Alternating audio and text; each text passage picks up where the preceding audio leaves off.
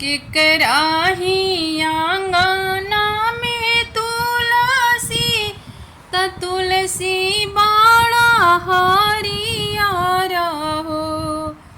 केकराही आंगना में तुलसी त तुलसी बाड़ा हरियर हो। ए सखिया के जे सरजू नहाला के जल ढारेला हो।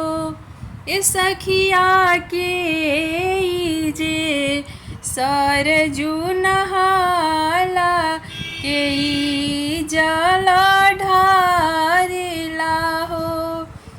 केकराही आंगना में तुलसी त तुलसी बाड़ा हरियर हो।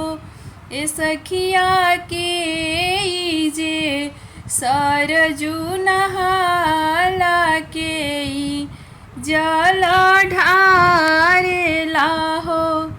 ए सखिया के जे सरजू नहाला के रे जल ढारेला हो। राम के आंगना में तुलसी त तुलसी बाड़ा हरियर हो।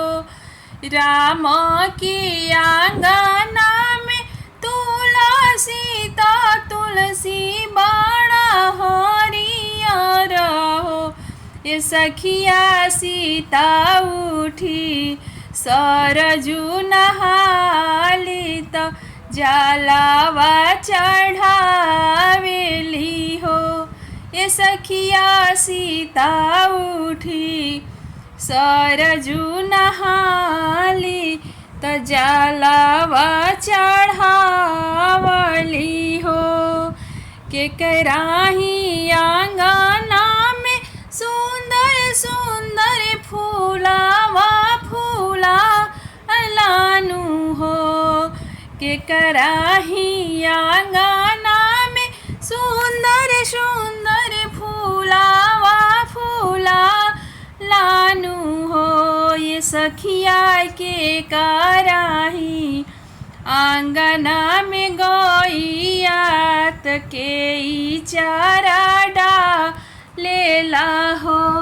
ए सखिया के कराही आंगना में गैया त के चारा डालेना हो।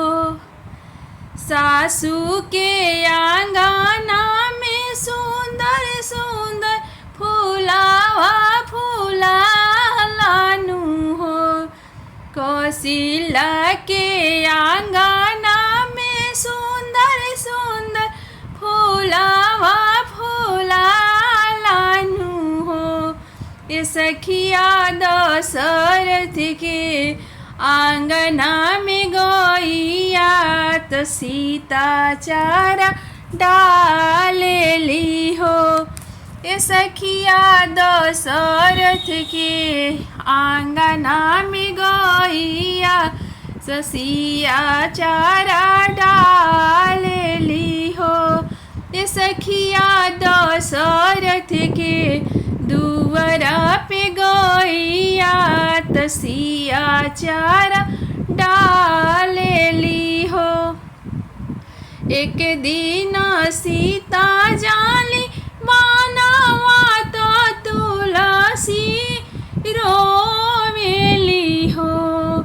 एक दिन सिया जाली मानवा तो तुलसी रोवेली हो। ए सीता तू त जइबू बनवा त हमी सुखी जइबोनु हो। ए सीता तू त चली जइबू बनवा त हमी सुखी जइबो न हो। रोवेला गैया गौशाला त डाल के चिरैयानु हो। रोवेला गैया गवे साला तो डाल के चिरैयानु हो। ए सीता तू तो चली जाइबू बनावा तके चारा डालिनु हो।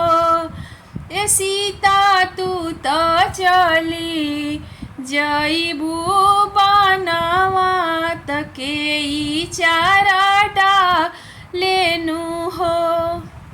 केकरा ही आंगना में तुलसी ता तुलसी बड़ा हरियर हो। केकरा ही आंगना में तुलसी त तुलसी बड़ा हरियर हो। ए सखिया के जे सरजू नहाला के रे जल ढारेला हो। ए सखिया के जे सरजू नहाला के रे